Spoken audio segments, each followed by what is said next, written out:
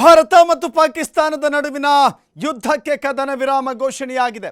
ಕದನ ವಿರಾಮ ಘೋಷಣೆಯಾಗಿದೆ ಅಂತ ಹೇಳಿದ್ರೆ ಅಲ್ಲಿಗೆ ಯುದ್ಧ ನಿಂತಿದೆ ಅಂತಲ್ಲ. ಯುದ್ಧಕ್ಕೆ ಬೇಕಾದಂಥ ಅನೇಕ ಷರತ್ತುಗಳಿದ್ದಾವಲ್ಲ. ಯುದ್ಧ ನಿಲ್ಲಬೇಕಾದ್ರೆ ಕೆಲವಷ್ಟು ಷರತ್ತುಗಳಿದ್ದಾವೆ. ಆ ಷರತ್ತನ್ನು ಈ ತಿಂಗಳ 12ನೇ ತಾರೀಕು ನಮ್ಮ ದೇಶದ DGMO ಹಾಗೂ ಪಾಕಿಸ್ತಾನದ DGMO ಇಬ್ಬರೂ ಕೂಡ ಮಾತುಕತೆಯನ್ನು ನಡೆಸ್ತಾರೆ. ಆ ನಂತರದಲ್ಲಿ ಕಂಡೀಷನ್ಸ್ ಏನಾಗಿರುತ್ತೆ? ಯಾಕೆ ಅಂದರೆ ಭಾರತ ಯಾವತ್ತೂ ಕೂಡ ಕದನ ವಿರಾಮವನ್ನು ಉಲ್ಲಂಘನೆ ಮಾಡಿ ಪಾಕಿಸ್ತಾನದ ಮೇಲೆ ಅಟ್ಯಾಕ್ ಮಾಡಲಿಲ್ಲ. ಬೈಸರನ್ ಕಣಿವೆಯಲ್ಲಿ ಉಗ್ರರು 26 ಜನರನ್ನು ಒಡೆದುರುಳಿಸಿದ ಬಳಿಕವಷ್ಟೇ ಕೆರಳಿದೆ ಭಾರತ.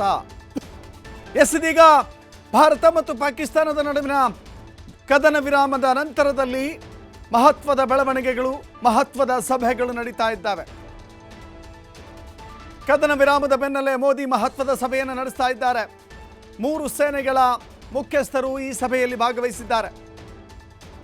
CDS ಇದ್ದಾರೆ, NSA ಅಂದರೆ ರಾಷ್ಟ್ರೀಯ ಭದ್ರತಾ ಸಲಹೆಗಾರ ಅಜಿತ್ ದೋವಲ್ ಇದ್ದಾರೆ. ಅವರ ಜೊತೆ ಸಭೆಯನ್ನು ಮಾಡಲಾಗ್ತಾ ಇದೆ. ಯುದ್ಧದ ಸಂಪೂರ್ಣ ವಿವರವನ್ನು ನೀಡುವುದರ ಜೊತೆಗೆ ಇವತ್ತಿನ ಮಾತುಕತೆಗಳೇನಾಯಿತು, ಪಾಕಿಸ್ತಾನದ DGMO ಭಾರತದ DGMO ಜೊತೆ ಹೇಗೆ ಮನವಿಯನ್ನು ಮಾಡಿಕೊಂಡ್ರು, ಪಾಕಿಸ್ತಾನದ ಜೊತೆ ಹೀಗೆ ಹೋಗಬೇಕಾ ಅಥವಾ ಪಾಕಿಸ್ತಾನದ ಈ ಕದನ ವಿರಾಮವನ್ನು ಹೇಗೆ ತೆಗೆದುಕೊಳ್ಳಬೇಕು, ಇಲ್ಲಿವರೆಗೂ ಕೂಡ ಯುದ್ಧ ಮಾಡದೇ ಇದ್ದರೂ ಕೂಡ ಪದೇ ಪದೇ ಕಾಶ್ಮೀರವನ್ನು ಅಥವಾ ಕಾಶ್ಮೀರದ ವಿಚಾರಕ್ಕಾಗಿ ಯುದ್ಧದ ಭೀತಿಯಲ್ಲಿರಬೇಕಾಗಿತ್ತು.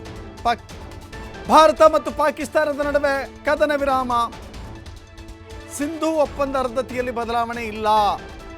ಎಸ್, ಸಿಂಧೂ ನದಿಯ ನೀರನ್ನು ಹರಿಬಿಡೋದಿಲ್ಲ ಅಂತ ಹೇಳಿ ಸಿಂಧೂ ನದಿಯ ಒಪ್ಪಂದ ಇತ್ತಲ್ಲ, ಸಿಂಧೂ ಟ್ರೀಟಿ, ಅದನ್ನು ನಾವು ತಕ್ಷಣವೇ ರದ್ದು ಮಾಡ್ತೀವಿ ಅಂತ ಹೇಳಿ ಭಾರತ ಸರ್ಕಾರ ಒಪ್ಪಿಕೊಂಡಿಲ್ಲ.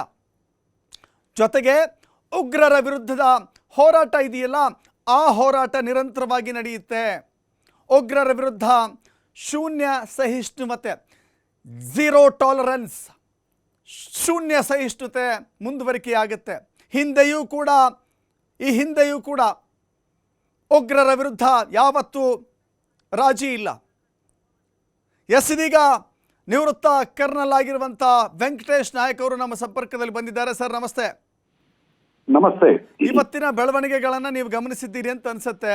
ಕದನ ವಿರಾಮ ಘೋಷಣೆ ಆಗಿದೆ, ನೆಕ್ಸ್ಟ್ ಏನು ಸರ್ ಈಗ? ಕದನ ವಿರಾಮ ಅಂತಂದ್ರೆ ಸೀಸ್ ಫೈರ್ ಅಂದ್ರೆ ಇವತ್ತು ಏನಂತಂದ್ರೆ ಎಲ್ಲ 2 ದೇಶಗಳು ಅಲರ್ಟ್ ಮೋಡ್ದಲ್ಲಿ, ಅಟ್ಯಾಕ್ ಮೋಡ್ದಲ್ಲಿ ಏನಿರ್ತಾವಲ್ಲ ಅವು ಏಕದಮ್ ಸ್ಟಾಪ್ ಆಗ್ತಾವ. ಸೊ ಇದು ಮಚ್ ಎಕ್ಸ್ಪೆಕ್ಟೆಡ್ ಲೈನ್ಸ್ ಅಲ್ಲಿ ಇತ್ತು. ಯಾಕಂದ್ರೆ ಈ ಲಾಸ್ಟ್ 2 ದಿವಸದ ಬೆಳವಣಿಗೆಗಳು ಎಸ್ಕಲೇಷನ್ ಆದದ್ದು, ಇದು ಪಾಕಿಸ್ತಾನ ರಿಯಾಕ್ಟ್ ಮಾಡಿದಿಲ್ಲ ಅಂದ್ರೆ ಇದನ್ನು ಆಗ್ತದಿಲ್ಲ. ಸೊ ಇಟ್ ಈಸ್ ಬೆಟರ್ ಏನಂತಂದ್ರೆ 2 ದೇಶಗಳಿಗೆ ಇದು ಒಳ್ಳೇದು, ಇದು ಸೀಸ್ ಫೈರ್ಗೆ ಹೋಗೋದು. ಯಾಕಂತಂದ್ರೆ ಯಾವುದೇ ಒಂದು ಯುದ್ಧದಲ್ಲಿ ಏನಪ್ಪಾ ಬೆನಿಫಿಷರಿ ಯಾರು ಇಲ್ಲ, ಲಾಸ್ ಇಬ್ಬರಿಗೆ ಇರುತ್ತದೆ. ಒಬ್ಬರಿಗೆ ಹೆಚ್ಚಿಗೆ ಲಾಸ್ ಇರ್ತದೆ, ಒಬ್ಬರಿಗೆ ಕಡಿಮೆ ಲಾಸ್ ಇರ್ತದೆ. ಇಲ್ಲಿ ಗೆಲುವು ಸೋಲು ಅಂತ ಪ್ರಶ್ನೆ ಬರೋದಿಲ್ಲ. ಸೊ ಸೀಸ್ ಫೈರ್ ಏನಂತಂದ್ರೆ ನಾನು ಪರ್ಸನಲಿ ವೆಲ್ಕಮ್. ಓಕೆ ಸರ್, ಈಗ ಕದನ ವಿರಾಮ ಘೋಷಣೆ ಆಗಿದೆ ಅಂದ ಮಾತ್ರಕ್ಕೆ ನಾವೆಲ್ಲ ಹೋಗಿ ಸೇನೆಗಳಲ್ಲಿ ಅಲರ್ಟ್ ಆಗಿದ್ವಿ, ಎಲ್ಲ ಮಿಲಿಟರಿ ಫೋರ್ಸ್ಗಳನ್ನು ರೆಡಿ ಇಟ್ಕೊಂಡಿದ್ವಿ. ಭೂಸೇನೆಯಲ್ಲಾಯಿತು ಅಥವಾ ನೇವಿಯಲ್ಲಾಯಿತು, ಏರಲ್ಲಾಯಿತು, ಎಲ್ಲ ಕಡೆಗಳಲ್ಲೂ ರೆಡಿ ಇಟ್ಕೊಂಡಿದ್ವಿ. ಬಟ್ ಇದೀಗ ಅದೆಲ್ಲನೂ ವಾಪಸ್ ತೆಗೆದುಕೊಳ್ಳಿಕ್ಕೆ ಸಾಧ್ಯ ಇದೆಯಾ ಅಥವಾ 12ನೇ ತಾರೀಕುವರೆಗೂ ಕಾಯಬೇಕು ಅಂತ ಅನ್ಸುತ್ತಾ? ಇಲ್ಲ, ಇದು ಇಮಿಡಿಯೇಟ್ ವಿಡ್ರಾವಲ್ ಇರೋದಿಲ್ಲ. ಕ್ರಮೇಣವಾಗಿ ಫೇಸ್ಡ್ ಮ್ಯಾನರ್ ದಲ್ಲಿ ವಿಡ್ರಾವಲ್ ಇರ್ತದೆ. ಯಾಕಂತಂದ್ರೆ ಈಗ ಏನಂತಂದ್ರೆ ಅದು ಸೀಸ್ ಫೈರ್ ಅಂತ 2 ದೇಶಗಳು ಒಪ್ಪಬೇಕಲ್ಲ. ಈಗ ಏನಾದ್ರೂ ಮತ್ತೆ ಎಸ್ಕಲೇಟ್ ಆದ್ರೆ ನಿಮ್ಗೆ ಮತ್ತೆ ಫೋರ್ಸ್ ಹಿಂದಿಲಿಂದ ಕರೆಯೋದು ಆಗೋದಿಲ್ಲ.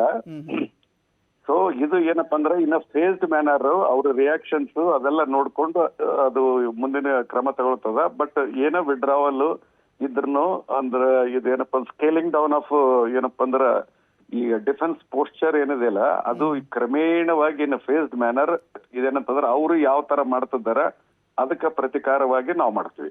ಓಕೆ ಸರ್, ಕೆಲವಷ್ಟು ಜನ ವಿಶ್ಲೇಷಣೆ ಮಾಡ್ತಾ ಇದ್ದಾರೆ, ಹೀಗೆ ಯುದ್ಧ ಮುಂದುವರೆದಿದ್ದಾದ್ರೆ ಒಂದು ಕನ್ಕ್ಲೂಷನ್ ಬಂದ್ಬಿಡ್ತಿದ್ವಾ ನಾವು? ಪದೇ ಪದೇ ಪಾಕಿಸ್ತಾನ ಹೀಗೆ ಕೆಣಕುತ್ತೆ, ಎಸ್ಕಲೇಟ್ ಮಾಡುತ್ತೆ, ಅಟ್ಯಾಕ್ ಮಾಡುತ್ತೆ, ಎಲ್ಲಿವರೆಗೂ ಒಂದು ಕನ್ಕ್ಲೂಷನ್ ಬಂದ್ಬಿಡ್ಬೋದಾ ಅಂತ ಯೋಚನೆ ಮಾಡ್ತಾ ಇದ್ರು ಕೆಲವರು. ಇದಕ್ಕ ಏನಂತಂದ್ರೆ ಈಗ 30 ವರ್ಷದಿಂದ ಬಂದಂತ ಈ ಟೆರರಿಸಮ್ ಟೆರರ್ ಫ್ಯಾಕ್ಟರಿ ಪಾಕಿಸ್ತಾನ್ಗೆ ಏಕದಮ್ ಬಂದ್ ಆಗ್ತದಂತ ಯಾರಿಗೇನು ಗ್ಯಾರಂಟಿ ಕೊಡಕ್ ಆಗೋದಿಲ್ಲ, ಇದು ನಿಲ್ತದಂದ್ರೆ ಹೇಳಕ್ ಆಗೋದಿಲ್ಲ.